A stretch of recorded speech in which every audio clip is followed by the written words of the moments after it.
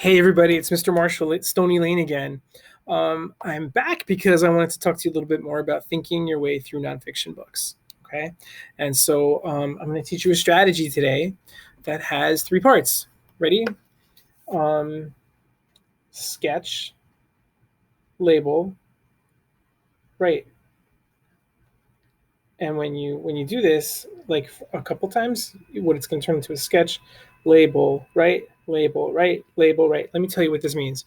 So when you sketch something, that means you make a drawing of it, right? It's not a beautiful artistic drawing. It's not meant to be that. It's not for someone else to look at and be like, "Ooh, that's a beautiful drawing." It's really just more that you're thinking on paper by drawing. Okay, so let's take a look and see what that looks like. Okay, so I'm reading this book called "Finding Out About Jungles," right? And inside of this book, in a section called Moving Through the Trees. It's all about different animals that move through the trees. So there's a page here, and one of the animals that's on the page is called the flying lizard. Okay, and so there's two pictures of the flying lizard right next to each other. Let's read that. I'm going to read it with my voice, and you read it with your eyes. Ready? Flying lizards also live in Asian jungles. We're down here. When still, they look like ordinary lizards. They do, don't they? Okay, but let's look at the next picture. But when they jump, two flaps on their sides open out and they can glide for a long way. Look at that. Do you see that? Huh. So what I'm going to do now is I'm going to make a sketch. Remember what I said? A sketch is just a quick drawing. It's not supposed to look beautiful. It's just supposed to help me think. So let's see. I'm going to sketch this. Here's the lizard's arm. Here's its body. It's got a long body. There's his tail, and here's some legs.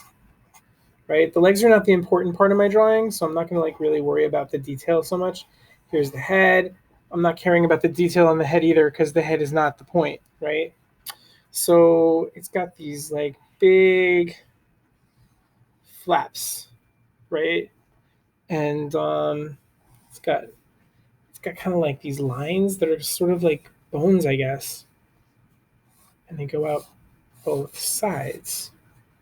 Okay, so now what I'm going to do is I'm going to label. That's my next step, is label. So I'm going to label this part. So this part between the two lines there, that's thin skin.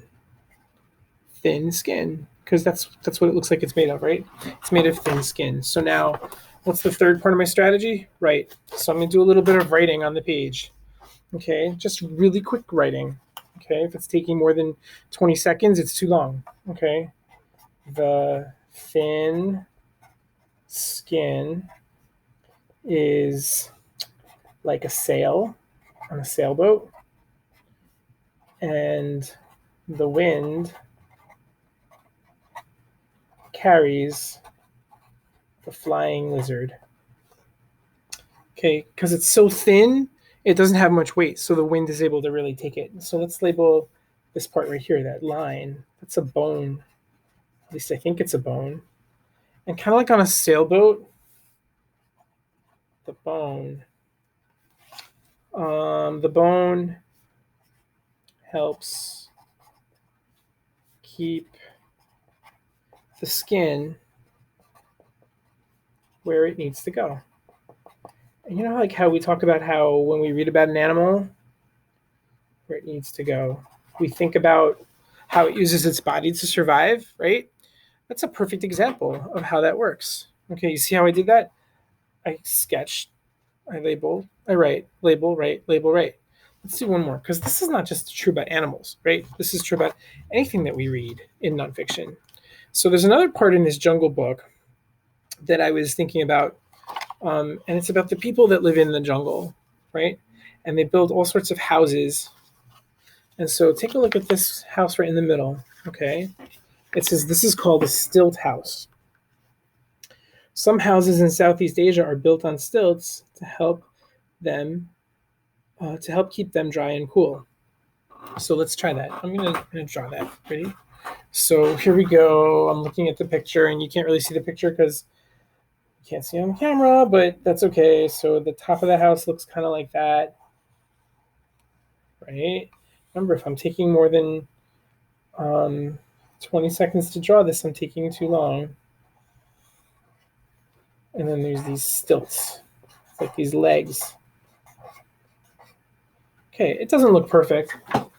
Not bad, but that's not the point. Like, it's not the point to make it look beautiful. So here's a doorway, and then there's like a ramp here. So I'm going to label now. I sketched. Now I'm going to label. Here we go. These are stilts. So stilts, I'm going to hold it this way. Stilts keep the house high, dry, and cool. Okay, so I did some writing and some thinking.